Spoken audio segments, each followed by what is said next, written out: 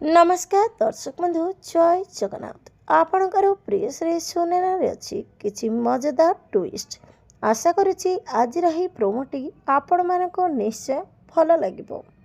दर्शक बंधु बुलबुल सह सुनेनार भेट हम।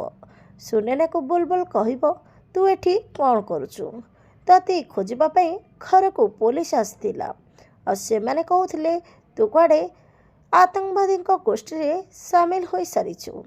तापरे सुनेना कहब हाँ मम्मी विवेक बाबू को बचाइवाई मत एसबू करने को पड़ा किंतु एबे सबकिछि ठीक हो विवेक बाबू निर्दोष बोली प्रमाणित हो हेले मम्मी मत से रिमोटा दियो।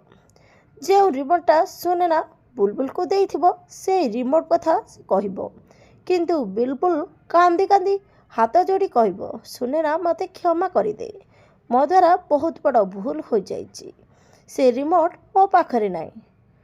एक कथा शुणी सुनेना को झटका लगे हेले दर्शक बंधु जदि से रिमोट बुलबुल पाखरे नाई ताहले रिमोट गला कुआड़े ए विषय जानापी आज राति 7:30 देखंतु आपणकर प्रिय सीरियल सुनेना।